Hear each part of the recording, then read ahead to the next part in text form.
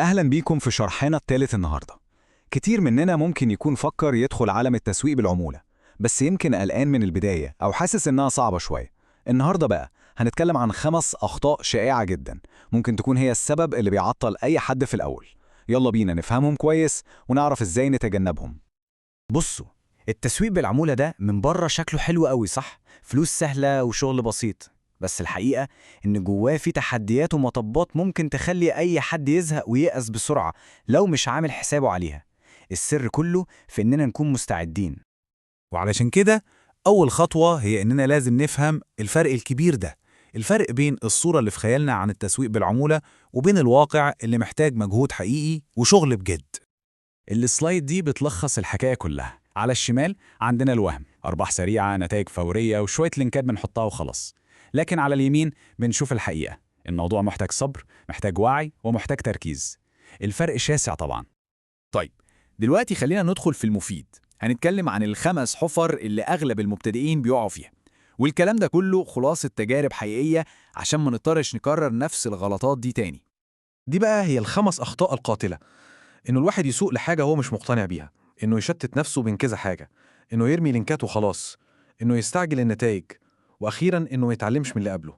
هنمسك كل واحدة فيهم ونفصصها عشان الطريق يبقى أوضح. أول وأخطر غلطة ممكن أي حد يعملها إنه يختار منتج عشان عمولته عالية وبس، حتى لو هو نفسه مش مقتنع بيه. صدقوني، الناس أذكى من كده وبتحس على طول لما يكون الهدف هو البيع وبس، مش النصيحة الصادقة.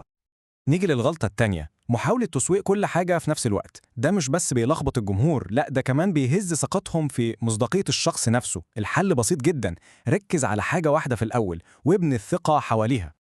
أما بقى فكرة إن الواحد يحط لينك في بوست أو ستوري ويستنى الناس تشتري، للأسف دي استراتيجية ضعيفة جدا. مفيش قصة، مفيش شرح، ومفيش أي سبب يخلي أي حد أصلا يضغط على اللينك ده. السلايد دي بتلخص عقلية المستهلك دلوقتي بشكل عبقري. الناس ما بقتش بتشتري منتج، الناس بتشتري من الشخص اللي بيشارك تجربته، اللي بيحكي حكاية، اللي بيخلق تواصل حقيقي معاه. وده فخ شائع جدا، إن الواحد يحس بالإحباط واليأس لما المبيعات ما تجيش من أول يوم أو حتى أول أسبوع. النجاح في المجال ده عامل زي الزرع بالظبط، محتاج وقت ومجهود مستمر عشان نبتدي نشوف ثماره. وعلى سبيل المثال، عشان أكون صريح معاكم، أول عمولة جات لي كانت بعد أسبوعين كاملين من الشغل اليومي المتواصل. كان مبلغ صغير، بس كانت الإشارة اللي محتاجها عشان أتأكد أنه الصبر فعلا بيجيب نتيجة.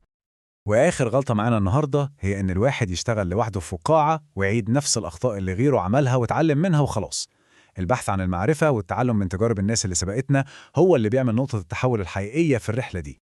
طيب، النقطة الجوهرية هنا إيه؟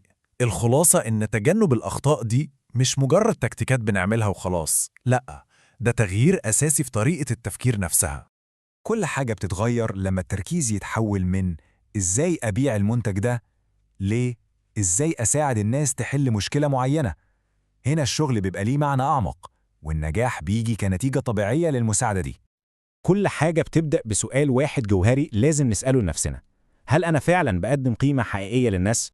ومن هنا بيجي السؤال التاني اللي بيكمل الأول: هل أنا شخصياً مقتنع باللي بقدمه ده؟ هل هستخدمه أنا نفسي؟ وفي النهاية لازم الواحد يسأل نفسه السؤال الأهم: هل أنا بساعد الناس ولا مجرد بياع؟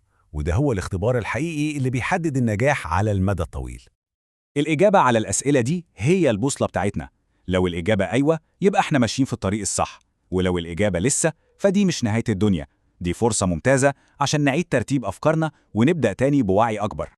وفي الآخر، الموضوع مش مجرد كلام بنسمعه، المهم هو التطبيق. فالسؤال اللي هنسيبه للكل يفكر فيه النهاردة هو: إيه أول خطوة ممكن ناخدها عشان نقدم قيمة حقيقية للناس اللي بتثق فينا؟ ابدأوا النهاردة وشوفوا الفرق بنفسكم.